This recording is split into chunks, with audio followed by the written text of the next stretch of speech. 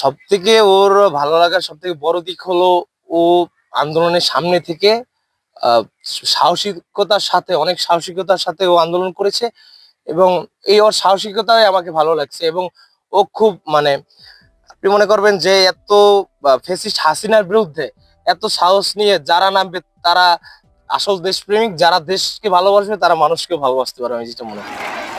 বরগুনায় বৈষম্য বিরোধী ছাত্র আন্দোলনে অংশ নিয়ে মিররিজন মাহমুদ নিলয়ের সঙ্গে পরিচয় হয় একই জেলার ফৌজিয়া তাসনিন আনিকার। ভালো লাগা থেকে শুরু হয় প্রেম, অবশেষে হলেন একে অন্যের জীবনসঙ্গী।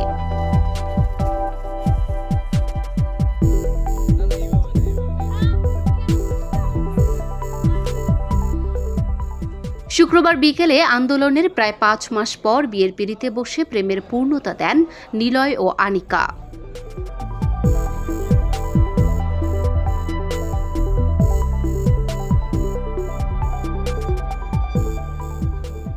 বৈষম্য বিরোধী ছাত্র জনতার আন্দোলনে শুধু নতুন বাংলাদেশ নয়, বরগুনায় একটি নতুন সম্পর্কের উন্মোচন হয়েছে নিলয় ও আনিকার। এই আন্দোলনে দেশের সহস্র মানুষ শহীদ হলেও দুজনে খুঁজে পেয়েছেন নিজেদের পছন্দের জীবনসঙ্গী। কিন্তু ও হচ্ছে সবার বিরুদ্ধে গিয়ে, স্রোতের বিপরীতে গিয়ে সাহসের মাধ্যমে আমাদের সাথে জয়েন হয় এবং আমাদের ছাত্রদের সাথে একত্রিত হয়। এখনো ওকে অনেক ভুল বোঝে বা ওকে মানে নিচু করার জন্য অনেক কিছু করে, বাট আমি তো হচ্ছে গিয়ে কাছ থেকে দেখছি, কারণ আমরা আন্দোলনটা হচ্ছে আমরা মানে সমন্বয় করছিলাম। তো হচ্ছে আমি ওই সাহসটার প্রতি বেশি হচ্ছে দুর্বল হই।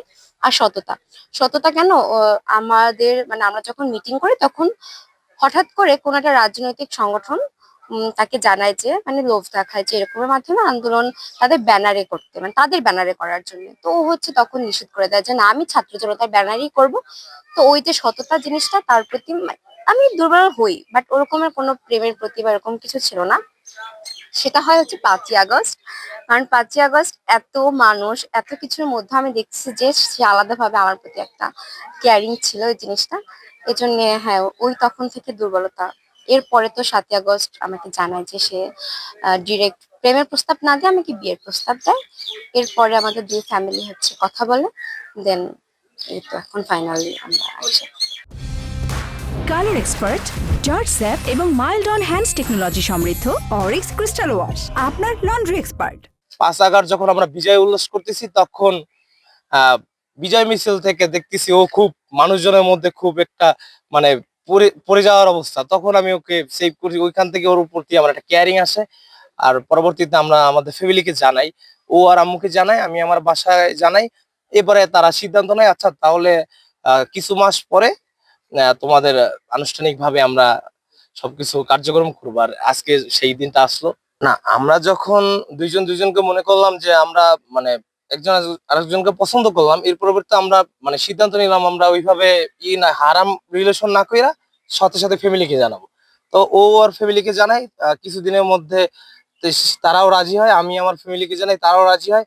ফাঁকে একদিন তারা বৈশাখ আমাদের দুই ফ্যামিলি কথা বলে, এরপরে যে ডিসেম্বর মাসে ডেট ফিক্স করে, এই অনুযায়ী আজকে মানে আমাদের গায়ে হলুদ, কালকে আমাদের সরা অনুষ্ঠান হবে।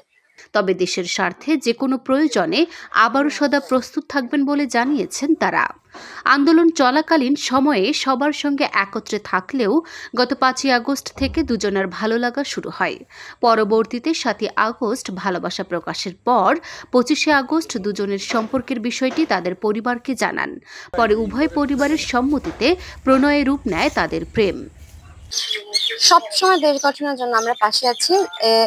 একটা কথা যে বিভিন্ন নিষিদ্ধ সংগঠনের মানুষজন এমন কথা বলতেছে যে তারা কিভাবে এই দলকে ছেড়ে মানে আন্দোলনের প্রতি গেল। আমার কথা হচ্ছে গিয়ে, যদি একটি দল অন্যায় করে সেই অন্যায়কে প্রশ্রয় দেওয়া কি আমার দেশকে ভালোবাসা? অবশ্যই না।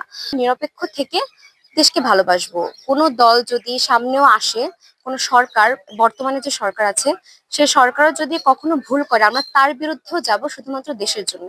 এটা আমাদের অঙ্গীকার, দেশের প্রতি, দেশের মানুষের প্রতি। একদিকে আন্দোলনের ফলে অনেকেই তাদের স্বজন হারিয়েছেন, অপরদিকে নতুন একটি পরিবারও গঠন হয়েছে। এমন প্রেম ও প্রণয়ের বিষয়ে জানাতে ঢাকা পোস্টের সঙ্গে কথা হয় নিলয় ও আনিকার। ওর সাথে আমার আন্দোলনে পরিচয়, ওখান থেকে আমি ওকে চিনি। এর আগে এমনিতে চিনতাম, কখনো কথা হতো না। তা আন্দোলনের পরিপ্রেক্ষিতে অনেকের সাথেই আমার কথা হতো যে ভাইয়া কালকে প্রোগ্রাম কখন হবে, সব ব্যাপার নিয়ে আবার সবাইকে আমি মেসেজ করতাম, মানে সাপোর্ট করতাম যে কিচ্ছু হবে না, সাহস নিয়ে নামো। এইসব দিক থেকে ওর সাথে আমার পরিচয়, কিন্তু তখন আমাদের মধ্যে কিছু ছিল না। তো আহ আমরা একসাথে আন্দোলন সংগ্রাম করতে করতে আমি যখন দেখলাম মেয়েটা খুব সাহসী আছে, পর থেকে ওকে আমার একটু ভালো লাগলো। উল্লেখ্য, মীর রিজান মাহমুদ নিলয় বরগুনা পৌরসভার আমতলার পাড় এলাকার মরহুম মীর মোয়াজ্জেম হোসেনের ছেলে। বর্তমানে সে আনোয়ার খান মডার্ন ইউনিভার্সিটিতে বিবিএ ষষ্ঠ সেমিস্টারের শিক্ষার্থী।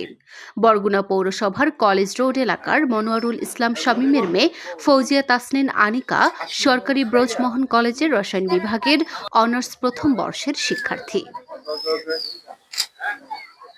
লুনা আফরোজ নিপা, ঢাকা পোস্ট।